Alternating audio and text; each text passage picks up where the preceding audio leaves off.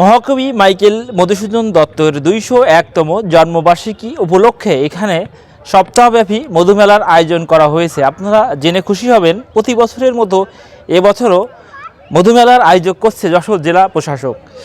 সেই সম্পর্কে আপনারা জেনে খুশি হবেন, গতকাল কিন্তু আইন শৃঙ্খলা কমিটির বিশেষ সভা অনুষ্ঠিত হয়েছে। আর মেলার যে মূল যে মাঠটা সেটা কিন্তু কাজ চলছে, আপনারা ভিডিওতে যেমনটা দেখছেন।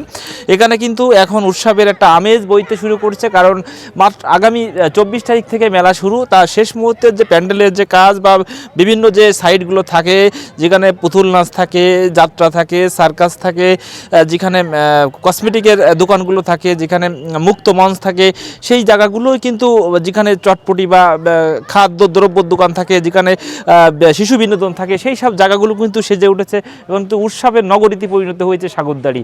আর সাগরদাড়ির কথা আলাদা করে বলে দেওয়ার কিছু নেই, যে কবি, যে বাংলা সাহিত্যের যিনি সনেটের জনক, যিনি বাংলা সাহিত্যকে অনেক উঁচুতে উঠে আনার চেষ্টা করেছে, যিনি জীবনের অনেক ঘাত প্রতিঘাতের মধ্য দিয়ে দেশের কথা, সমাজের কথা, মানুষের কথা, সাধারণ মানুষের কথা যিনি বলেছেন, সেই কবি সম্পর্কে আসলে আলাদা করে বলে বোঝানো যায় না। তাই জন্য তো বাংলাদেশের বিভিন্ন বড় বড় কবি সাহিত্যিকরা এই মাটিতে আসেন এবং সেই কবি সম্পর্কে স্মৃতিচারণ করেন, আমাদেরকে সাহিত্য চর্চায় আরও প্রাণবন্ত করেন। আমরা সেটা নিয়ে অনুপ্রেরিত হই, আমরা গর্ববোধ করি এই জনপদের মানুষ হিসেবে।